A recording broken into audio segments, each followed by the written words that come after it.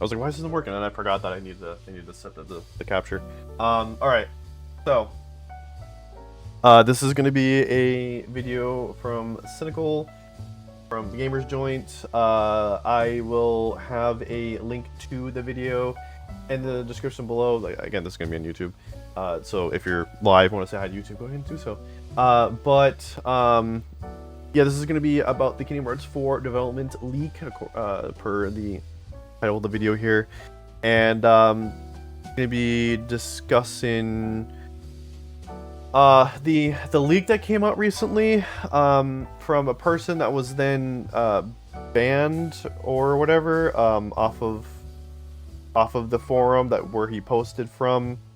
Yeah, so this is gonna be a leak, basically like a rumor leak or whatever, from someone who posted on a forum who then got banned due to, I guess, false information or something like that. But it possibly wasn't even false information. It could actually be real, legitimate information, and that's probably why they get banned. We'll never know, whatever the real reason. And everything that is talked about in this video, take with a huge grain of salt, because it literally could be false information. It could just be people making shit up. It is, us here in the Kingdom Hearts fan have gone years now at this point with like no information, no news, and like we have gotten some news here and there, like a little slither of things, and you know, reference back to the last time I spoke on Kingdom Hearts, I was pretty upset.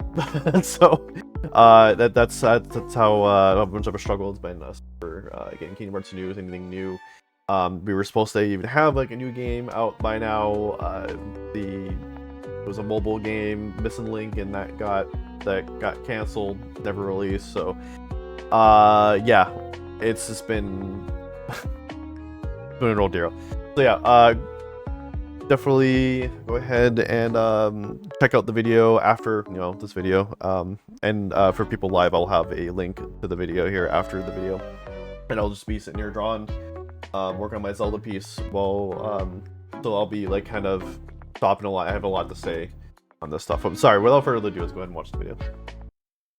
Alright guys, welcome back to another one. So we're going to be weighing in on the Kingdom Hearts 4 big development leak that dropped, 3 days ago. Originally I was going to skip over this, mainly because looking at how in-depth and detailed this is, it is That's an pretty incredibly long write-up, a massive claim, like a huge claim. Generally, when you see something like this large, it's kind of like, alright, bro's jaw is a little bit loose, and he's got a very wild imagination. The creativity juices are running strong with him, but his ancestors were most definitely swindlers. However, this post has definitely caused like quite a bit of noise, quite a bit of attention over the past few days, and as it generally does when it comes to Kingdom Hearts, we've had a lot of different supposed leaks to do with Kingdom Hearts over the past few years. The most recent one was the Kingdom Hearts 1 remake, which I actually personally managed to debunk myself. Obviously, we're in a timeline right now where shit is incredibly dry, so even if someone is just yapping the yap, it definitely does drag in a lot of attention because people just want to know, like, what's going on. And apparently that's supposed to be the purpose of this post, breaking the Kingdom Hearts silence because Square doesn't know when they will. The claim here is that all information that has been listed was provided to this person on behalf of a former colleague who I am very close with outside of work. This person has lived in Japan since early 2019 and began working at Square Enix's Osaka headquarters in 2020. It is the good old-fashioned my uncle works at Nintendo. Now, what's important to know about this is the Reset Era moderators have deemed this person as being a troll account, and they have also been permanently banned. The account name is Veilcade, and it was created only a few days ago on Saturday, so it was created for the purpose of creating this post. So there's definitely 1,000,006 red flags going on right here, but something I like to keep in mind is, out of all of the leaks that do come out to do with Kingdom Hearts, I think to myself that eventually one of them is going to be true, but it's going to be a situation of the boy who cries wolf, right? Where it'll be the one post that we end up overseeing and not believing that actually turns out to be true. Not saying that this is true, it really honestly does point towards being fake. I do want to mention this though, just because someone is banned on a forum isn't to say that what they are claiming is fake. This more so means that they were unable to provide a moderator with irrefutable evidence to prove that their claim is legit. This However, is basically what I was saying these earlier products do about how provide like for some it's a interesting possibility that this discussion. might be true, I actually and do think there's they're saying some, it was pretty cool banned for being ideas troll in there, account, but there's but also a lot of that like, could just what the be like fuck are a you thinking? umbrella but I thought we'd talk or about like this a blanket nonetheless. So term apparently for Kingdom why Hearts it 4 actually got banned. was originally planned to release in 2026, but was delayed to Q3 of 2027 to ensure its quality. Development is apparently going smoothly, however Square are currently unsure when they'll reveal the next trailer. The marketing department is currently deciding between D23 or Tokyo Game Show. Now I genuinely do believe that Kingdom Hearts 4 has been delayed internally. It's probably something we'll never officially know about, but I do believe that because it's very likely that KH4 began its development at the beginning of 2020. With everything that's going on with Square Enix right now due to the whole business reform that they are currently going through, there have been other projects that have taken prioritization over Kingdom Hearts 4. I'm more led to believe that it's more of a reshuffling of Square Enix's release pipeline rather than like hard development issues that the Kingdom Hearts team is having with the game. But when you start That's what I'm thinking too. That I think that the game just, this is based off of my like game developer knowledge, because I am a game developer. And you know, I don't know what their actual pipeline is. I don't know what their how they normally do things.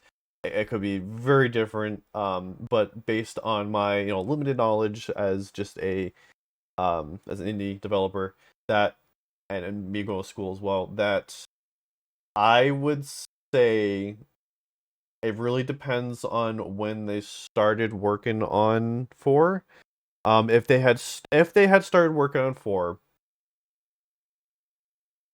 right after 3, which would be about 2019, 2020-ish. I would say more so 2020 feels like a better. Then yes, this game should be about done. And it should be in the final stages or completely done.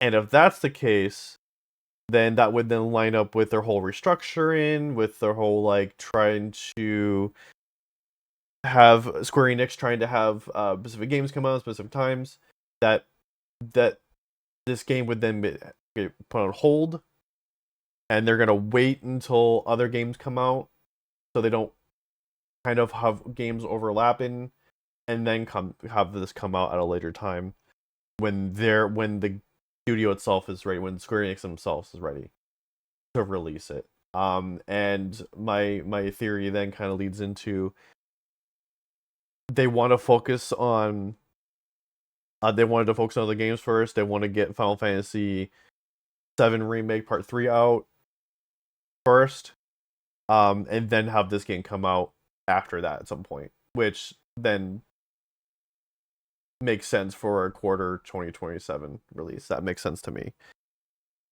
And if I'm right, if that is correct, then they need to be working on this game. They need to be polishing the hell out of this game. Like, making any changes, improving things. That's what I mean. Like, just polish the hell out of it. If the game is done and just waiting for a release, because they've done this before too. Like, and this isn't like uncommon. They do it in the movie industry, right? And the TV and stuff.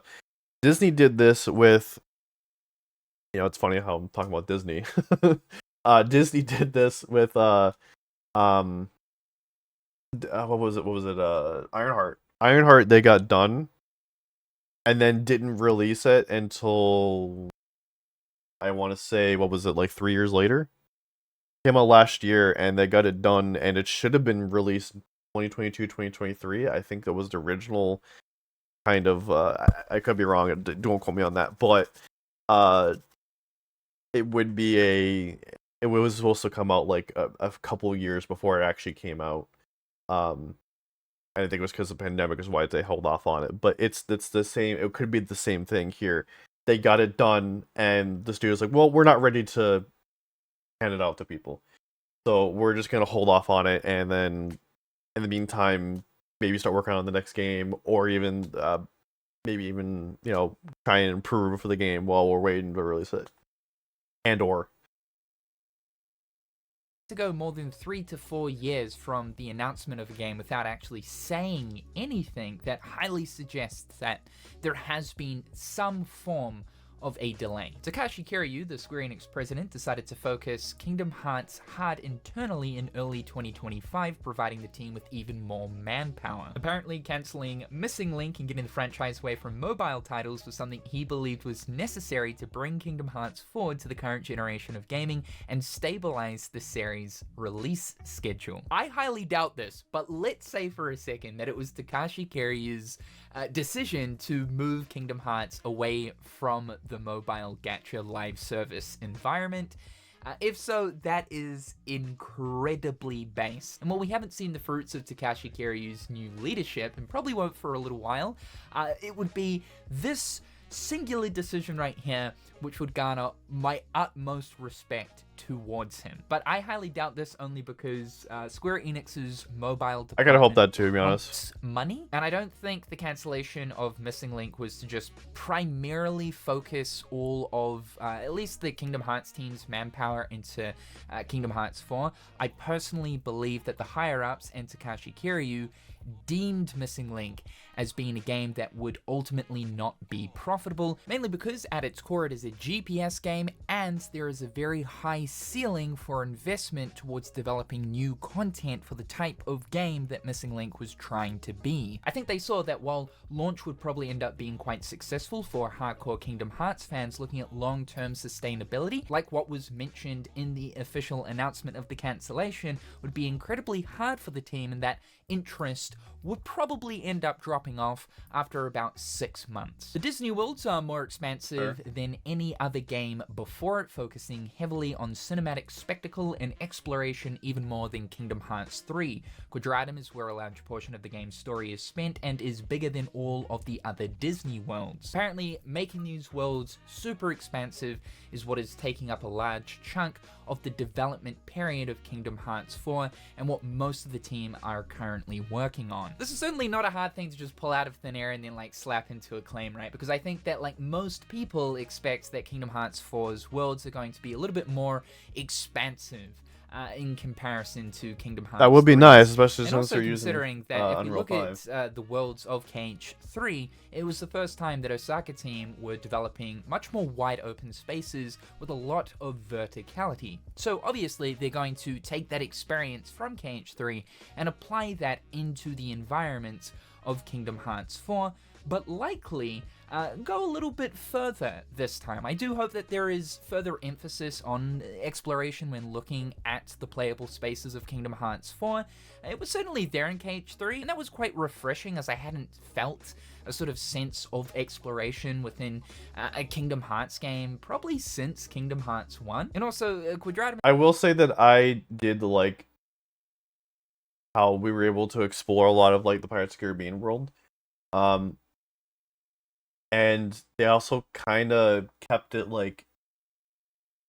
they kept it optional too. You didn't actually have to go around and explore, and explore was more of a completionist thing. You were definitely in that world for a while, and you were definitely going through the story, and doing a little bit of exploring. But when it came to exploring the entire world, they left it up to you. You didn't have to. So that was really nice. I think it was cool. And plus, I love that they made the Pirates world pretty much just a it was kind of like Assassin's Creed Black Flag world. I believe it's like that. That was cool. Yeah. Anyways, but yeah. So and yeah. Other than that, although I kind of wish that we could explore more of the non-Disney worlds.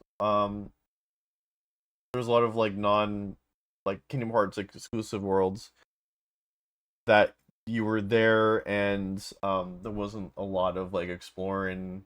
It was literally locked off, or even like you can't even go to the Disney Islands. Disney Islands is in the game, but you can't even go there. It's only exists in the cutscenes. So I didn't like that, but is going to be where a large portion of the game's story is going to take place. Again, another very easy claim to make because it's expected. As Tetsuya Nomura has mentioned, Quadratum is going to be this base of operations that you're going to continue to come back to. You'll go out to a world and then return to Quadratum. It's likely going to act exactly like Traverse Town in Kingdom Hearts 1 or Hollow Bastion Radiant Garden in Kingdom Hearts 2. You'll have the beginning section with a lot of intro story beats happening there, a midway section, and then an end section. Disney approved Square Enix's usage of other properties such as Marvel and Star Wars within Kingdom Hearts years ago. This is what Nomura was referring to at the Second Breath concert back in 2023. So in 2023, Nomura stepped onto stage and publicly announced that something, and these are his words, mostly, something occurred during the Kingdom Hearts 20th anniversary event that changed the course of direction for the Kingdom Hearts franchise. Something like that. I'll put the actual post up on screen, and we've been very curious to know exactly what this is. We've come up with all kinds of different theories and thoughts for a long time. What possibly Tetsuya Nomura was referring to in that given moment. Most of us sort of lean towards like some type of development issues, but then why would he announce this publicly? The claim here is that this was in reference to apparently Square being allowed to use both Marvel and Star Wars. To be honest, like, yeah, totally could be. He may have been dropping a little tease or hint referring to the fact that there are going to be outer Disney properties that will now be included into Kingdom Hearts, because as we know at this point, Star Wars is basically soft confirmed for the game. Please don't put Marvel in though, and if Marvel does get in, like, just make it a simple cameo or like a reference or an Easter egg or an item or something. The build system as well as... Yeah, because I don't know... We technically have seen a Marvel property in a way in Kingdom Hearts. In Kingdom Hearts 3, we had Big Hero 6. So if they were to do Marvel, which I'm really against, because I just don't see how it would work. I mean, if they can figure out how to make it work, then okay, cool, awesome. You figure something out that I couldn't, but like I just don't see how it would work. But yeah, so I just kind of I'm with Jared on this. That just leave it alone, leave it out, or just make a cameo if anything. I'm with that for sure. The chain of bondings. Okay, so we don't know like what the keychain system for Sora is officially called, by the way, so this is something that has just been pulled out of the ass of someone or something, but the build system and the chain of bondings system faced a massive internal overhaul after a large batch of new staff were brought on in 2023. It's now greatly expanded from what it was originally planned to be, going far beyond anything previous entries have done with their combat. This is probably like the first real red flag here, right? If you're talking about the build system and how it's been expanded and da-da-da-da-da, like if you know that information, then you'd probably also know what the build system actually is, because right now we still don't know what the build mechanic is. It's a brand new mechanic, by the way, for those who are unaware, as part of the Kingdom Hearts 4 combat system, but we don't know what it does. The chain of bonding, so the keychain stuff, at this stage just looks like pretty much a different version of air step, right? We're going to be able to grapple different points of the level and pull ourselves using the chain. Hopefully we'll also be able to use this keychain in combat as well, grapple enemies to either pull ourselves towards them or for Sora to pull enemies towards himself. But yeah, this is the first red flag for me, because it's like, if you know about the build system, you'd probably know key details and you'd be talking about those key details. Instead, you're just like, it's been greatly expanded upon what it was originally supposed to be. Keyblade switching will return with extremely versatile combo potential. Okay. I do want that, by the way. That actually, like, if we can improve that, to fluidly and smoothly transition between keyblades, and also, you know, kind of like keep combo data, it does work in Kingdom Hearts 3, but I feel like this is an area that could be improved upon, and that would be kind of cool. Reaction commands have been modified to work in tandem with keyblade switching. Okay, and were designed to feel like a direct evolution of what reaction commands were in Kingdom Hearts 2. Again, this is a very basic claim because it's like, obviously it's going to be, right? Like, if you bring back a system from a previous entry, it's obviously going to be some form of an evolution. Critical mode and data bosses are planned to be included at launch. I will believe it when I see it, but they're yet to be fully implemented into the current build. This is important though, like, I don't think data bosses necessarily need to be in the game straight from the get-go, but if they are, that is awesome. Good job, Square Enix. But critical mode, there's no excuse. It should not be added in a few months later as an update. It needs to be a difficulty day one. Active party member switching was being considered, but ended up getting scrapped. So I believe that this is probably talking about how you can switch between playable characters. So you can like start playing, let's say you got Donald and Goofy, you can start playing as Donald, right? Or switch between your party members. This is a system I've always thought would be cool in Kingdom Hearts, but for a mainline entry, I don't know. I'm just fine to have Sora. A system like this I think would be cool to experiment with when looking at a subtitled entry. Many portions of the story not focusing specifically on Sora have been rearranged and cut. Riku is much more involved in the plot than originally planned, and he has multiple long stretches of playable segments. For me, this is a little bit of a toss-up, because on one hand I'm thinking like, alright, for my mainline Kingdom Hearts games, I always love those moments where you get to play as a different character. So those are cool, and yeah, I kind of want them to be a little bit longer, right? Because most of them are pretty short, unless we're looking at the Roxas prologue section. But that's fine, because that's the prologue. It doesn't kind of interrupt partway through the game where I'm trying to progress as one character.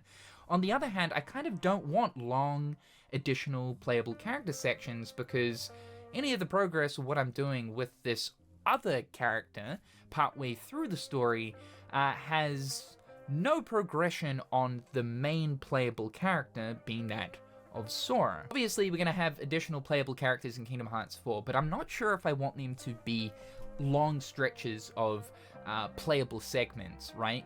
At the very least, we know that Mickey is going to be playable in Kingdom Hearts 4, and rather than having long stretches, I would prefer if it was sort of divided into short bursts, where maybe you finish a world or two, you jump into the shoes of Mickey for like half an hour, 40 minutes, jump back to Sora, finish up another 2 worlds, and then jump back to Mickey. Final Fantasy characters do return, but have modernized designs very similar to Dissidia Julim's design. So in case you guys don't know, this is the new mobile version of Dissidia. All of the Final Fantasy characters that appear in that game have modern clothing, as they, similar to Sora in Quadratum, have been transported to Tokyo, Japan. I would absolutely expect that for... I have played that game. It's okay. It's not bad. It's not like, it's not amazing or anything, but yeah. Like, if Final Fantasy characters are going to come back for Kingdom Hearts, which high chance they are, especially due to the reception that Square Enix received for Kingdom Hearts 3, because of the lack of Final Fantasy characters, Nomura is aware that there is that want and pretty much that need to bring them back. And if they do come back, I can see that they will receive some alternate outfits or clothing to suit them being in Unreality Quadratum. Missing Link's cancellation was something that was being considered as early as late 2024, causing Nomura and the writing team to evaluate what elements from Missing Link's story would be the most important to include in Kingdom Hearts 4. Many of ML's key story elements will be presented through playable segments with Mickey, Ventus, Kairi, and 2 characters new to the series. I can see this exact thing happening, by the way. I think that a lot of what was originally going to be planned in Missing Link, or at least like the important story beats, the major big reveals that was going to come out of that game, will now be funneled into Kingdom Hearts 4, and where that will be displayed to us will be during the Mickey segments, as we know that when we jump into the shoes of Mickey in Kingdom Hearts 4, we'll be in Scala ad Kylam. Basically a shrine full of the ancient Keyblade history. So I think that, Mickey will be discovering a lot of information to do with the past, even though Missing Link is deemed to be an unwritten error. So yeah, it's going to be kind of interesting to see how they tackle that whole thing. Square Enix thinking about cancelling Missing Link late 2024 honestly makes sense to me, even if this is Malagi. Personally, I feel as if they started to think about canceling this game earlier than that. I'm saying halfway through 2024, because considering how MIA the communication would go for Missing Link, considering the game had been in development since 2019, since the minute the game got revealed in 2022, kind of showed us signs it seems like there are a numerous amount of delays and troubled development happening behind the scenes, and we were right the entire time. Kingdom Hearts 4 was originally planned to have an online system it makes sense, that, right? in a way, would have acted as a companion to Missing Link, allowing players to unlock special items such as summons, build gears, and Keyblades by linking their Missing Link account and completing certain objectives within Missing Link. A multiplayer aspect to this system was also planned. After ML's cancellation, this online system was heavily reworked to not include any reference to Missing Link and almost acts as an entirely separate experience, the Kingdom Hearts 4's main story. This definitely makes me doubt to have an integrated online component that is that in depth. I personally, I don't think so. At the same time, too, though, we have to think that with Union Cross, I believe if you completed the classic Kingdom minigames via Union Cross, you'd get a code that you could redeem for Kingdom Hearts 3 that would allow you to obtain the Starlight Keyblade early. So they've done a very light version of this kind of thing, but this is a full-blown, fully focused online component connecting the two games. And again, the leaker here is mentioning stuff that people have no idea about, and so you would think that this person would elaborate on these specific things that they're mentioning. Build gears. Okay, so obviously that relates to the build system, and through this Missing Link component you'd be able to obtain build gears to use for the build mechanic. But if you know about build gears, then wouldn't you think you'd tell us more about build gears or the entire build system? Regarding other titles within the series, there are currently 2 games besides Kingdom Hearts 4 that are in development. A fully animated HD recap movie of the Union Cross and Dark Road mobile titles in the same vein as back cover was planned to release Q1 of 2027. It was ultimately decided that it would be bundled with Kingdom Hearts 4 to ensure that players know the necessary lore that will be vital for understanding Kingdom Hearts 4's story. There are also extra cutscenes that include lore originally meant to be revealed in Missing Link. So you're saying that Square Enix were going to release a Union Cross Dark Road movie? Not an HD remix where you've got 2 games plus a movie, but they were simply just going to sell an animated Kingdom Hearts movie, just like back cover. Massive doubt. It's mentioned here that apparently this entire thing is going to be just straight up bundled into Kingdom Hearts 4. Look, I don't doubt at all that we'll receive a remake of Union Cross and that whole key era at some point, right? Considering that the game has been removed, the offline version, removed from different app stores. There's no way to officially access it anymore. I think that Kingdom Hearts 4 will certainly contain a recap of sorts, but to offer an entire movie with the quality of back cover, which it's 2026 now, so that quality would be even furthermore, with a runtime of something like an hour to an hour and a half, I just really doubt that. Again, I think there's going to be a recap thing, but I think it'll be more along the lines of Kingdom Hearts 3's memory archives, rather than a full-blown back cover-esque movie. And apparently there is a side game focusing on Kairi in early development and will run parallel to Kingdom Hearts 4's story. A full remake of Kingdom Hearts 1 and Days was being considered for a time, but Nomura decided to put both on the back burner in order to push the Kingdom Hearts franchise forward into the Lost Master arc. I don't think we're ever going to see a 358 over 2 days remake, so again, this to me just seems completely bogus.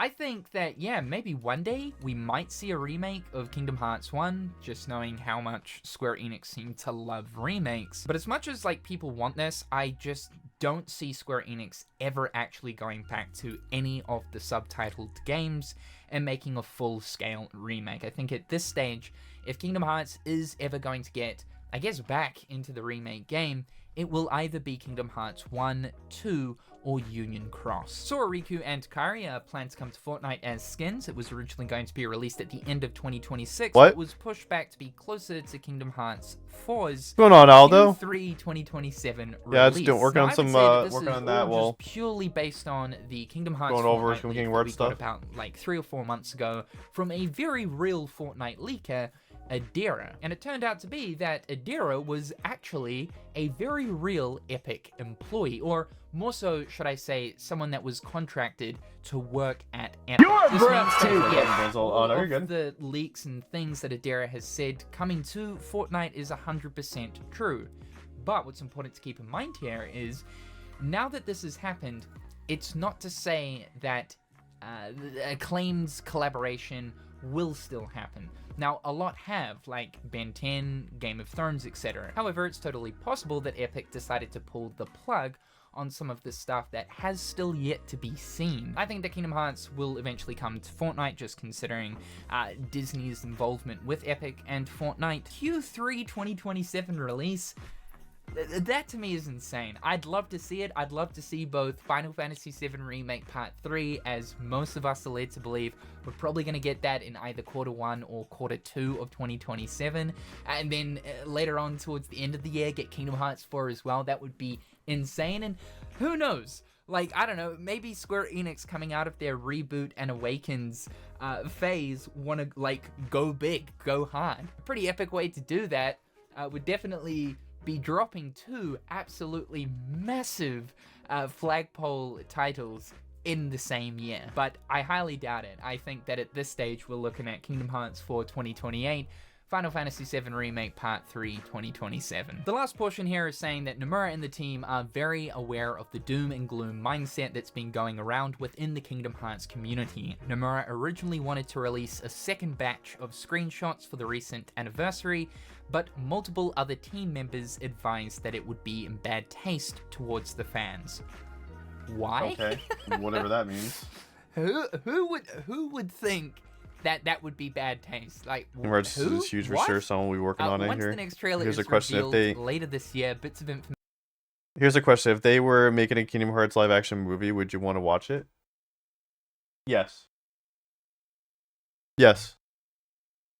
Although no one's Square Enix, it won't be live action. It'll be animated. All the movies that Square Enix has made so far have been animated, like 3D. You know, super high quality, like highly detailed 3D. So it would be that. It wouldn't be live action. There was actually a TV show that they were going to make way back in the day. That was confirmed more recently when the concept art and storyboards were thrown online. That obviously got canceled. We never got it. The story was really weird. It was definitely like they definitely took the game and turned it into a show, but they made a lot of changes, and I wasn't okay with the changes, so I'm kind of glad that we didn't get that show, because like I think I when it comes to like readapting like a game, whatever, into a show or whatever, or a movie, it definitely, like, I'm okay with some changes, but it needs to keep that overall feel. It was hard to really tell if I think it looked like overall is keeping the overall feel of Kingdom Hearts, like especially Kingdom Hearts 1. But like, I don't know. I think it needs to be like, you need to have a fine mix of, like, obviously it's a movie. You're not gonna want to, if you were doing one for one for a video game, it's gonna be like a 4 hour, 5 hour movie.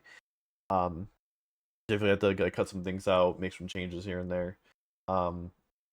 But overall, I think it needs to be like the same story, and you can't change the way characters act and stuff, and that's what was going to happen with the show, is they were going to change like decisions and things like that for the characters, and I'm like, and the way that they act, I'm like, ugh, I'm not vibing this with this. I'm glad it got canceled, but yeah, no, I feel animated would be better. Yeah, Kingdom Hearts live action produced by Kofi. Discoffney. Yeah, Disney would definitely be involved, and because it is technically Kingdom Hearts is owned by Disney. It's basically it's made by Square, owned by Disney. So, it's technically a Disney property. Information are planned to be revealed much more consistently across multiple events. The 25th anniversary event is where the Union Cross Dark Road remake movie is supposed to be revealed. Nintendo Switch 2 native ports will be revealed here as well. So a trailer this year, a Q3 2027 release, and a Union Cross remake movie. Look, there's some fun ideas in here. There's also a few different red flags, but I think for the most part I actually agree with like most of what all of these paragraphs are kind of going over. These are definitely fun to chat about and to create some cool discussion. But as I was saying, I do think that one day a leak like this is going to come through, and a lot of us are going to doubt it. And it will turn out to be that the claim is very real. We're very quick to slap the doubt button, mainly because we've had so many of these over the years, and they never really turn out to be true. There's stuff that I've heard and other claims put out there that has yet to be proven to be false, and time will tell. But seeing these big leak claims popping up a little bit more commonly, a little bit more consistently, recently kind of tells me that, yeah, people are getting impatient. People are getting frustrated to the point where they're just creating their own information because fuck it. Damn right we are. I'm sorry, the Disney live action are all a miss for me. Yeah, for the most part, same here. I would say so. I try to give them like a fair chance a lot of times, but a lot of times I'm just like, ugh. Square Enix ain't gonna do it, so I will. However, thought I'd at least acknowledge this, mainly because I was being asked to cover it, so those are my thoughts and opinions towards it. Leave yours in the comment section down below. Thank you guys so much for tuning into today's video. Be sure to slippity slap that like button, subscribe to keep up with everything going on here. A big shout out to my wonderful patrons and YouTube members. I hope you're all having a fantastic day, and we'll chat again real soon. Alright. Well, that is... Nope, stop. Don't think about playing that. In my opinion, the story... Why are we playing this from this month ago? So yeah, this is, like I said, take everything with a grain of salt. And I think a lot of this